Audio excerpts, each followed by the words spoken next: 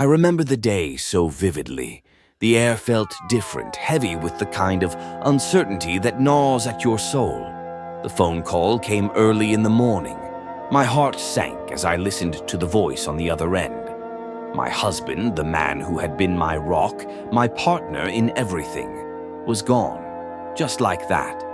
A sudden accident, they said. No goodbyes, no warnings. He had been the breadwinner, the one who kept us going.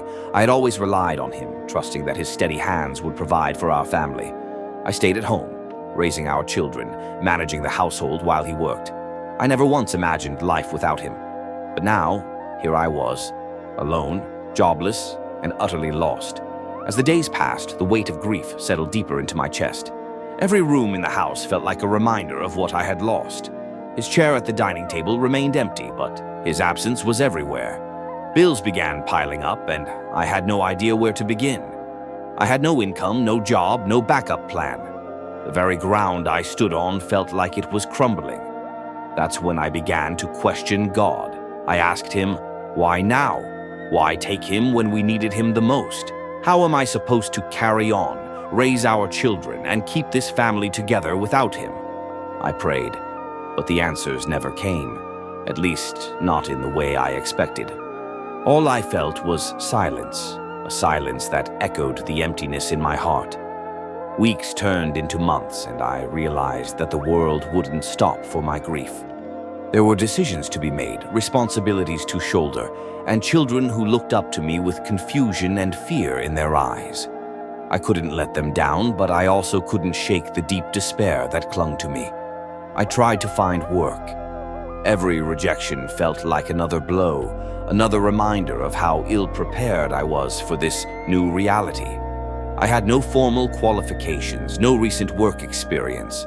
All I had were years spent building a life around someone who was no longer here. My confidence shattered. I began to question everything.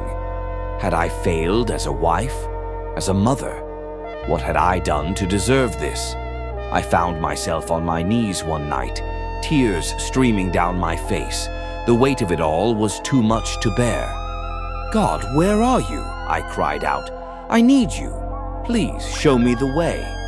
In that stillness, I felt something stir. Not a voice, not a sudden miracle, but a quiet realization that I wasn't truly alone. I had my children, I had my faith, and I had the strength to keep going, even when I didn't feel it.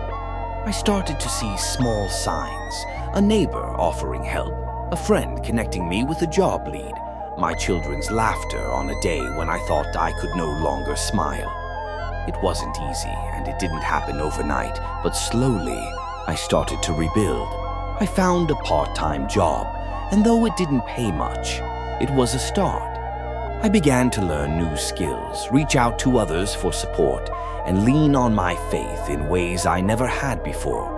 I stopped asking why and started asking what now. Through it all, I've learned that grief never truly leaves, but neither does hope.